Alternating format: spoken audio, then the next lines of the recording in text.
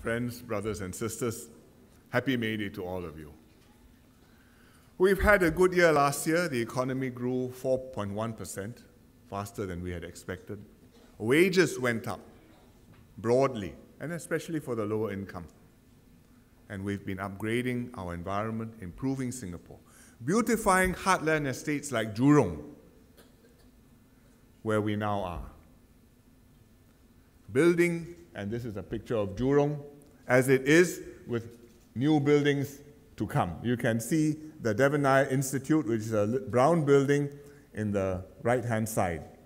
Opposite it, the big green one, you can see it coming up now, is the Ng Teng Fong Hospital, will be open by the end of this year. So this is Jurong. But we're also building things elsewhere in Singapore. Community facilities like the Sports Hub. It should look like this by the middle of the year. Lawrence Wong says it will be all right. We are building the National Gallery. It will take a bit longer, but 2015 National Day Parade, we are going to hold it there. We are strengthening our social safety nets to give Singaporeans a sense of security and peace of mind, especially when it comes to housing, to healthcare, education. So I thank all the workers for working hard on this May Day. Singapore works because you do. And we will help every worker to achieve your best and climb higher peaks. And we will also make sure we have a good Singapore system so that it can make each person's effort count for more and our whole amount to more than the sum of our parts. When you work in Singapore, what you do is twice as effective, twice as valuable, and twice as rewarding. And one multiplier which enables us to work like this is tripartism, which we have painstakingly done over many years and is very difficult for any other country to duplicate. So I'd like to thank the generations of union leaders and union members who have contributed to today's success. And one special group of unionists is the pioneer generation, the first generation of leaders in the 1950s, 60s, 70s, who defeated the pro-communists in Satu. The young ones among you may not remember, but Satu. Satu means a Singapore Association of Trade Unions. They were the pro-communist group, and the NTUC, the non-communist leaders, fought them to win the hearts and minds of the workers and the confidence of the workers and the trust of the workers to assume NTUC's leadership role today. Nobody appointed the NTUC. They fought for this right to represent Singapore workers, and they won it. These PG unionists convinced workers to abandon the old model of lose-lose confrontation, strikes, protests, sit-ins, riots, turbulence. Give that up. Embrace a new model of tripartite labor relations, win-win cooperation. They rallied support for us to open up our economy to foreign investments and to create good jobs for workers. And they worked with the political leaders to set Singapore on the path to development and to change the lives of workers for the better permanently. Many of these were not just unionists, but MPs and national leaders too, like Devanaya, Mahmud Awang, Ho Si Beng, P. Govindasamy, and many others. Some have already passed on. I'm glad that several of our pioneers are here today. And I see Brother Tan Soon Yam, FDAWU, who was a founding member of the FDAWU and helped to manage the retrenchments at the NAFI stores when British forces withdrew in 1967. I think many of you may not know what NAFI stores are. Navy Air Armed Forces Institutes, NAAFI. And they used to provide goods, retail products, cinemas, to the British servicemen when they were in Singapore. Big employer. So when the British left, these people were left with no jobs, and we had to find new jobs for them. And leaders like Sun Yam help to take care of them, reassure them, and find them new ways to make a living. He also fought politically because he persuaded hotel workers from the pro-communist unions to leave the pro-communist unions, join the FDAWU, and made FDAWU dominant to represent almost all the gazetted hotels in Singapore. Oscar Olivero, UTES, Union of Telecom Employees. When SATU broke off from NTUC, he actively lobbied unions to leave SATU, join NTUC. Then, this was early 1960s. In the late 1960s, after we became independent, we passed the Employment Act. He persuaded workers to support the act and to understand that this is going to help Singapore attract investments and therefore help workers to get good jobs. And for many years, he was president of NTUC, starting in 1985 in the middle of a deep recession and working with the government, helping the economy to recover over a decade of growth and prosperity. Abdul Rahman Mahbub, UPage today, previously was a PUB staff union. And he rose from shop steward in the City Council Staff Union to be the founding president of UPage, and rallied workers to support the corporatization of PUB's electricity and gas departments. My script says in 1995, but actually we started in 1995, and for 10 years we were still working at this project because it was a very complicated project, very unsettling for workers, a lot of difficult decisions to be made, some retrenchments, many restructurings, and he offered valuable advice and support during this long process with his colleagues in UPage, including the late brother Nithinandan. And today we have a good, healthy electricity industry, a reliable electricity supply, affordable prices, and good jobs for the workers in UPage.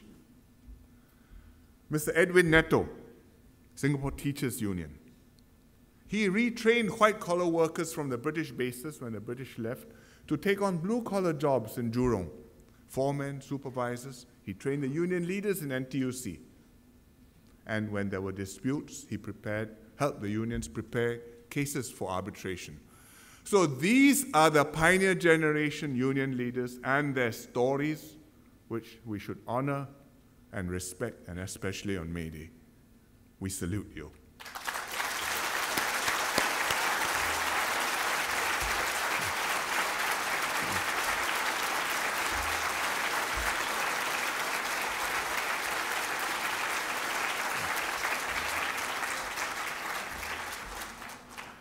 I worked with some of them for many years until they retired. Our first battle together was in 1985, in the middle of this deep recession when the economy went into a nosedive. I happened to be chairing the Economic Committee, and it was my job to recommend to the Cabinet to cut CPF contribution rates to restore costs, to reduce costs and restore competitiveness. A very difficult and painful exercise. But these leaders helped convince the workers it was necessary. They partnered the government to revive our economy and to lead us out of the recession.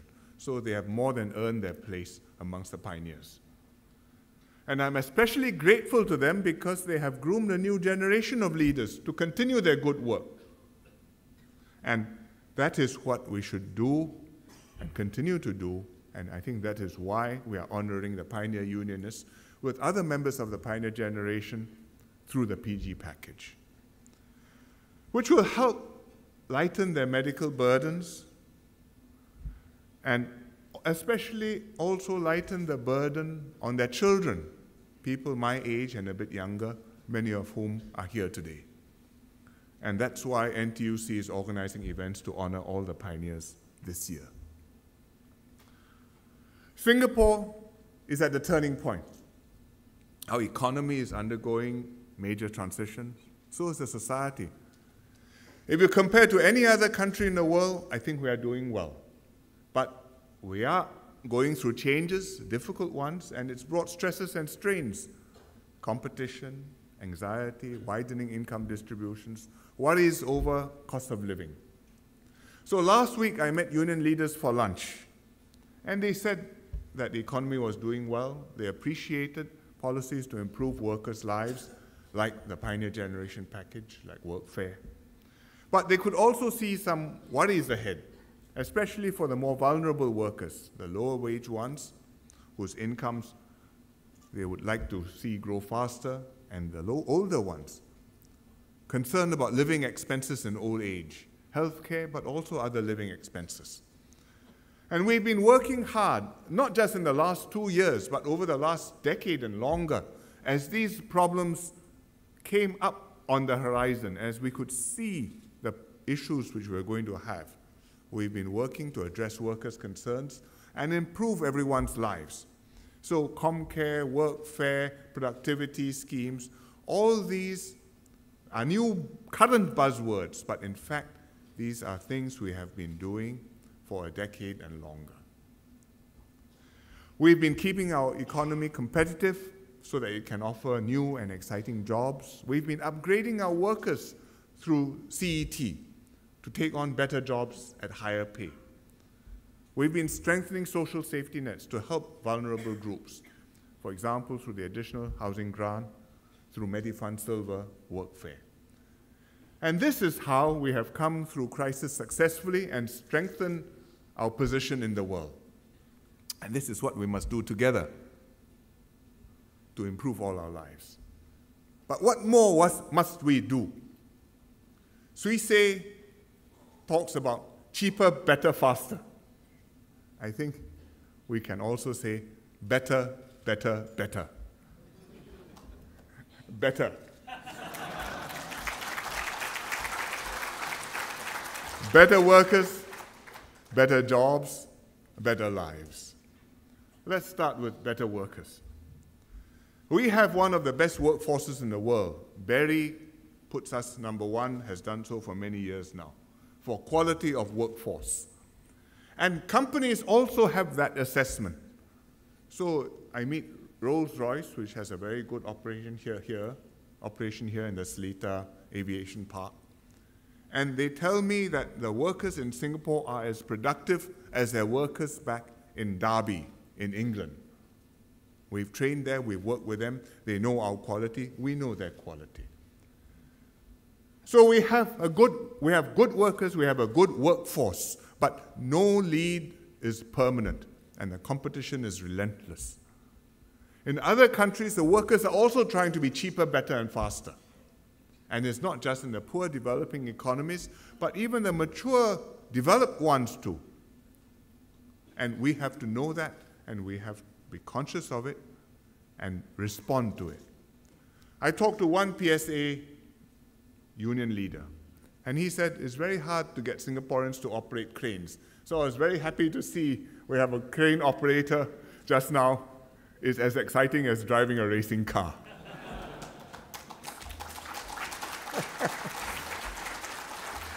But we should get more Singaporeans to feel like that, because many Singaporeans don't like to drive cranes or port vehicles because you have to work split shifts, and it's hard work. You may have to be in the hot sun. So this unionist visited Hong Kong port recently, Hutch, and he found there the workers, Hong Kongers, working split shifts, going for training in their own time, own money, to upgrade themselves. I said, are they Hong Kongers? He says, yes. I said, why are they doing this? He said, he asked the same question. And the answer? Because the Hong Kong workers can see millions of other workers nearby ready to take their job. So if you don't do this, somebody else will do this. They don't have to come to Hong Kong. They set up in Shekou. It's close enough. They are in Shanghai. It's big enough. They are in Hong Kong. You have to work hard enough. In fact, if you're in Singapore, we also have to work quite hard. So our workforce is better, our overall system is better, but the gap is not huge. The gap closes, and we must maintain our lead to be hardworking, adaptable, ready to fight for our livelihoods, and outsmart and outthink our competitors. Technology is fundamentally changing every facet of our lives. It's transforming industries and companies. Robots are replacing not just line professionals, not just line workers, but professionals, radiologists, accountants, all sorts of jobs. Just now upstairs we had a demonstration, grass cutting. You don't go and swing a knife.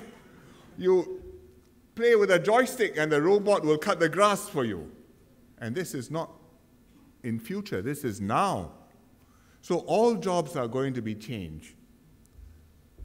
People talk about contract manufacturing. You make handphones, you make disk drives. But now you can almost make these things using 3D printing. I don't think you can make a handphone yet, but people can print handguns using 3D printing. And it can shoot. So this is real bullets, not dummies. We have shops, retail business, but online shopping is taking over brick and mortar retailers. We have taxis, good service by taxi drivers, but there's also competition from Lyft, from Uber, from apps. Technology is changing all our jobs, and these changes are going to happen whether we like it or not. And we can't stop this change, we can't escape this change. The only way is to know which way the world is going, use this to our advantage, and get there where we need to be faster than our competitors. And that's what the government is trying to do. So, pre-employment, schools, education, we are investing heavily to produce well-trained workers, whether it's ITE, whether it's the polys, whether it's the universities, whether it's the schools. Every one of our institutions has to be outstanding. We are raising this not just for schools, but actually to go beyond that. So we have a committee called the Aspire Committee, which Indrani is chairing, and the Aspire Committee's job is to see how we can develop more pathways for people, whichever way they go in our school system, to be able to have more doors open, more opportunities, more possibilities. And you will never say, I did badly in one exam, my life is finished. There's always another chance, work hard.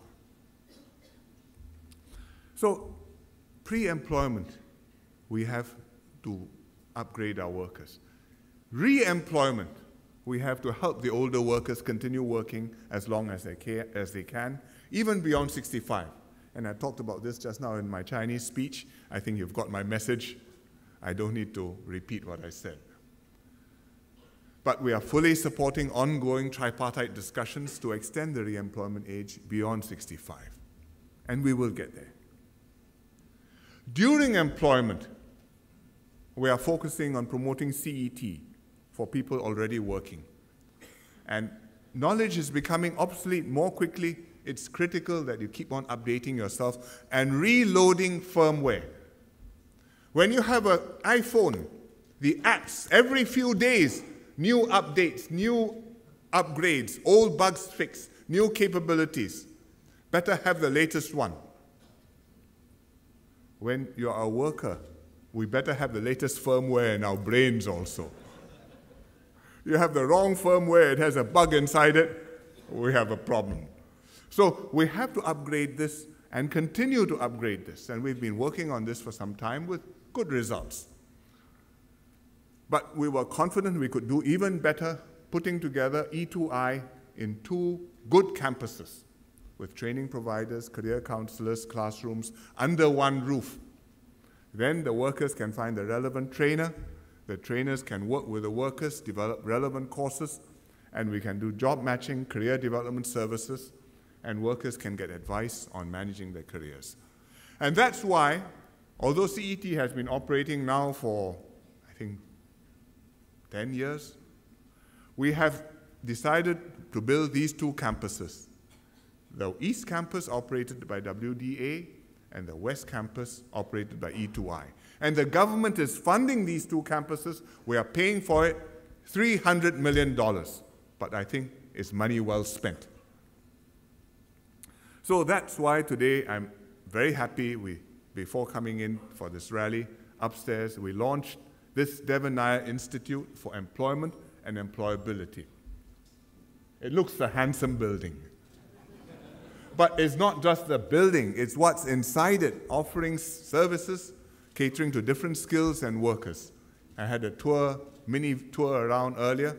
I was very impressed with the facilities, with the courses being offered, with the passion of the E2I staff, and also with the confidence and the success of the graduates of E2I, people who have come, people who have taken the courses, gone on, found new jobs, got better pay, and come back to tell their story. So it's fitting that this institute is named after Mr. Devan Nair. He was one of our pioneer union leaders who built up the non-communist union movement, served as SecGen for many years, and was pivotal in forging a united and forward-looking labor movement. This institute is a good way to honor Mr. Nair's spirit and contributions. As a teacher and a unionist, he started life as a teacher, he became a unionist, and as a unionist, his passion as a teacher continued. And I'm very happy that his son Janadas and his daughter-in-law Geraldine are here today.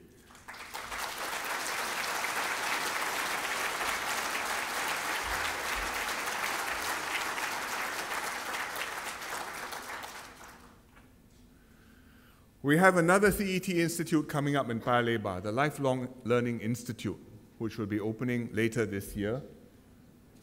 This is the Lifelong Learning Institute. You will not imagine that it's a workers' training institute, but that's what we mean when we say every institute is a good institute. These two institutes reflect our commitment to investing in our workers, help you to improve your skills, and stay employable. So I strongly encourage you, take full advantage of these facilities, these services. Go.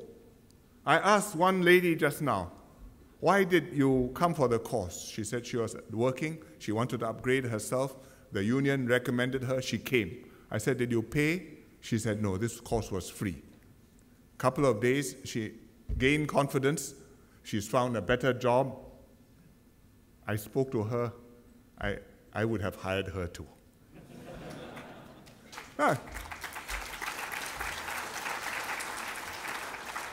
So I think that we should encourage Gilbert, who runs E2I, to do a good job and produce many more graduates like that. Where is Gilbert?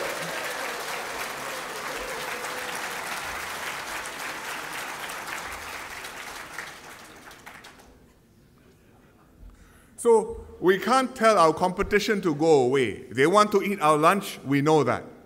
They want to eat our dinner, we suspect that. We can't stop them from wanting, but we can make sure that we can hold our own and we will eat our own lunch. And we can provide you the resources and the means to stay one step ahead of the competition.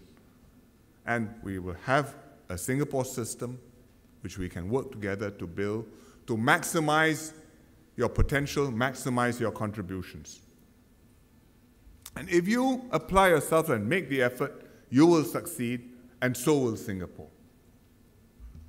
So developing better workers is one way to create better lives. But the second way is to create better jobs, to raise the value of your work, the dignity of your work. And work is better than any social safety net we can craft, and it's better than any social transfer that we can arrange. We will have social safety nets. We do have social transfers. We have workfare, we have unemployment arrangements, benefits through the unions, through the workers. We have MediShield Life coming. But the best thing is you have a job, you have assurance for the future. And that means we've got to keep our economy strong, open, developing better companies, staying connected to the world. It's how we have become a successful city. It's how we have maintained ourselves cosmopolitan, welcoming, having a hinterland wider than our physical borders. If we were confined just to the island of Singapore, I think we would be a tiny country. But Our hinterland is Southeast Asia, is Asia. We do business with the world. So we are still a small country, but our ambitions don't have to be small. We can stay abreast of what's happening in the world. We can be up there as good as anybody else. And therefore, we work closely with our neighbors on win-win projects. Iskandar, Malaysia, growing. We're discussing with Prime Minister Najib how we can do more in Iskandar, Malaysia. In Vietnam, we have the Vietnam-Singapore Industrial Park, thriving. First one was near Ho Chi Minh City. Now, the last trip I was in Vietnam, I broke ground for the 5th Vietnam-Singapore Industrial Park, which is in Quang Ngai Province, somewhere in the middle of Vietnam. Not so well known, but we hope in time as successful. And this will be a network for us to generate prosperity and success within Singapore for our people. At the same time, we support free trade and investments, the Trans-Pacific Partnership, which we have been negotiating with America, with Japan, with Australia, Malaysia, and so on. We have an EU-Singapore Free Trade Agreement, almost done, which will expand our export markets and attract more investments here.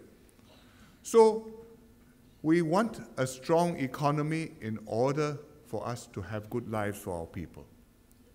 Welcoming talent to live, work, or play here, and acknowledging that staying open brings us stresses and strains. We have to manage all these problems which come, and slowing down foreign worker inflow, introducing fair consideration framework, but we must not send the wrong signal that Singapore doesn't welcome investments or that we're turning away talent. We want to do well, we are doing well for our people. The best way to do that is by being open, big-hearted, confident. We compete, we can win. We are not afraid. So that is what we must do. That's what we have to do together. And I hope you'll understand this and help us to keep Singapore a good and a productive place for business. We are attracting good investments to Singapore. Different from the sorts we used to get before, but good investments. Higher skilled, knowledge-intensive, innovation-driven.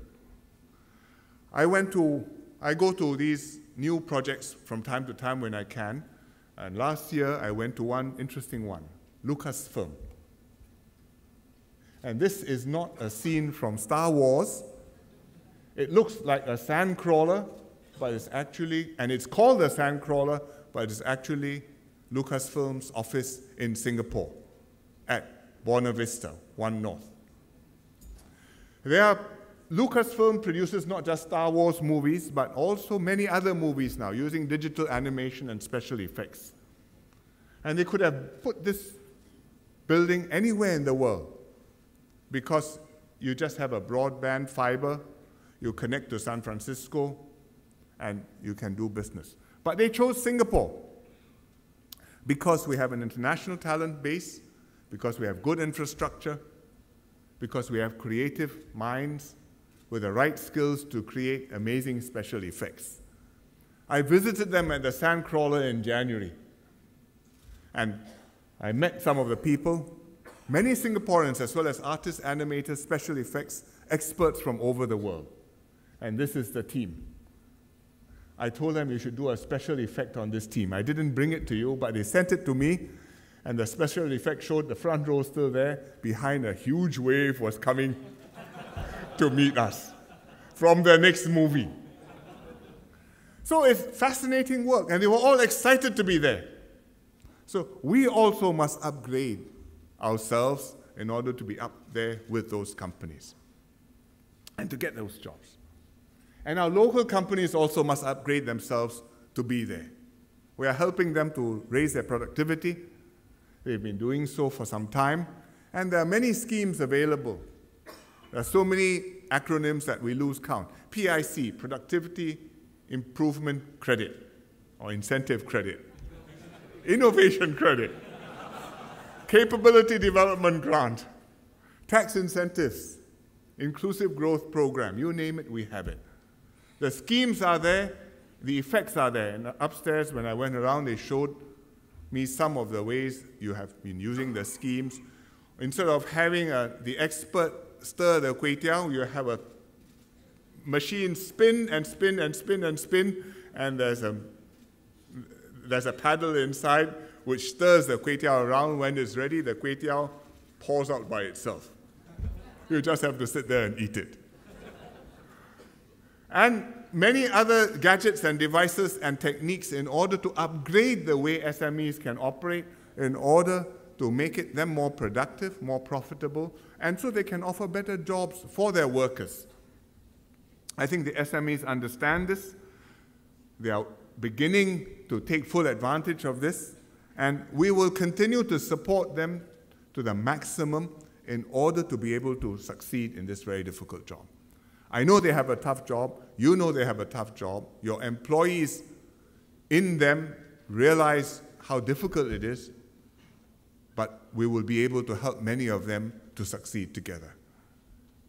But the companies must do your part too. On May Day, I think the message is not just for workers, but also for companies. Take advantage of these programs. Make the effort to upgrade. Your workers will make the effort. You also must make the effort. Value your workers, invest in them for the long term, upgrade their jobs, create a future for them. They are your partners, not just your employees. And share the fruits of the success with them, with the community, and strengthen the society we all belong to. Many companies have done this. One example is Function Mold and Precision Engineering, which produces molds for making consumer goods, handphones, computer casings. They decided to automate their production to lower costs, and we subsidize them with our schemes, and it has worked. So what they do is making the molds and components, the tooling is now done by a robot. So you see the person controlling the robot using the remote control, and the robot picks the right cutting tools to design the mold according to spec. And the robot moves faster than a human being, it makes fewer mistakes, and the tool room needs less manpower. And so, as a result, the company can take on more complex jobs which pay better and make molds not just for simple things, but even molds for contact lenses, products for aerospace, for medical technology. And I think what you would be most interested to know, workers enjoy better hours and more exciting opportunities. So with better workers and better jobs, I think we can enjoy better lives and higher incomes and living standards and an upgraded living environment, whether in Jurong East, whether in Paya Lebar, and good public services, education, healthcare, transport, and stronger social safety nets. So my government is going to do all we can to improve Singaporeans' lives. It's what drove our predecessors to fight for Singapore, to fight the communists, to work, to build Singapore up with the pioneer generation. It's why we will continue to invest in our future and create a tomorrow that's better today. And the unions, you are in the middle of this. Fighting for the interests of workers, persuading them to support policies and embrace change which will benefit you, and working with the government and employers to take Singapore forward. So we have to strengthen the unions to play this role. You have 800,000 members now. The profile is changing. 1/3 are PMEs, 10% are students today, workers of tomorrow. Some of them were performing on stage just now. And there's a workforce which is changing very rapidly. Today, already 30% are going to our state universities. But if you count other universities, other pathways, half our students get some kind of a university degree. And more of our people will be PMEs. By 2030, 2/3 will be PMEs. So there'll be more PMEs than there'll be rank and file or blue-collar workers. And there'll be more older workers. So you've got to respond to these changes, to understand the PMEs' needs, represent the PMEs, help the older workers to adjust, and build trust with the new generation. The government will continue to help the unions to do this, keeping our legislation up to date. We're amending keeping legislation up to date, like the Employment Act, the Industrial Relations Act, the Retirement and Re-employment Act, and encouraging employers to partner unions every step of the way. But unions must also renew yourself, and this is an area where we can learn from the pioneers. They were passionate leaders, they served a long time, but at the same time they groomed their successors well and carried out smooth and timely leadership transitions. So today we have capable leaders taking the union forward. But it carries on, and we have to keep on with this renewal. And I'm glad to see that many union leaders are making way for new blood at 62, retaining their links as advisors, as mentors, as emeritus presidents. I think these are ways we can renew ourselves and keep on tapping on the wisdom of the older generation. And that's why today we have got a good young team in charge. NTUC has 4 new ASGs: Patrick, Yogwat Kwang, Anhin Ki, Zainal Sapari. They are young, but they've proved themselves. They are passionate about their roles. Please give them your support.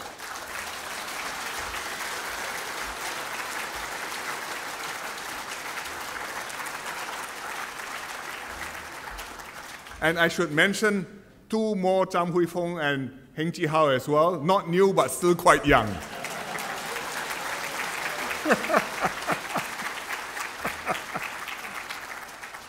So we are small in size, but we are strong in unity. We are not perfect, but we are doing our best and doing better than most.